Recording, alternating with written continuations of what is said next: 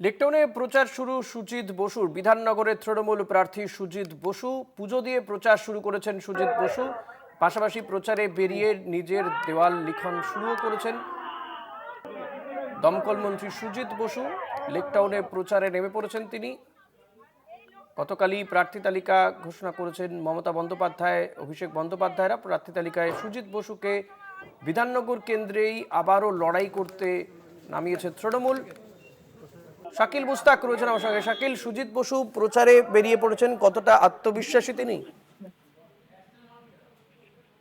তো গতবারের মতো কিন্তু এবারেও কিন্তু বিধাননগর যে বিধানসভা কেন্দ্র সেখানে কিন্তু তৃণমূল কংগ্রেসের প্রার্থী হয়েছেন এবং তিনি কিন্তু গত বছরই কিন্তু দমকল মন্ত্রীও ছিলেন এই সুজিত বোস। তিনি কিন্তু ফের পুনরায় প্রার্থী করেছে তার তৃণমূল কংগ্রেস দল। সেই কিন্তু গতকাল থেকেই কিন্তু দেখা গেছিল একাধিক জায়গায় দেওয়াল লিখতে এবং দলীয় কর্মীদের কিন্তু উচ্ছ্বাস চোখে পড়েছিল।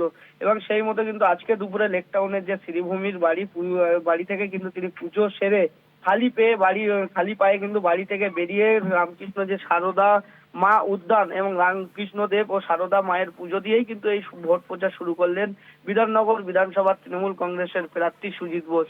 এরপরেই কিন্তু কর্মীদের নিয়ে দেওয়াল লেখায় হাত দেন তিনি। আগত কর্মী সমর্থকদের সাথে কথা বলেন তৃণমূল কংগ্রেসের এই প্রার্থী সুজিত বোস এবং নিজের জয়ের 100% আশাবাদী। এবং তিনি এর পাশাপাশি জানান যে ভোট প্রচারে বেশ কিছু চমকও থাকবে আগামী দিনে, এমনটাই কিন্তু তিনি জানিয়েছেন। ধন্যবাদ শাকিল। কথা বলছিলেন প্রতিনিধি শাকিল মুস্তাকের সঙ্গে।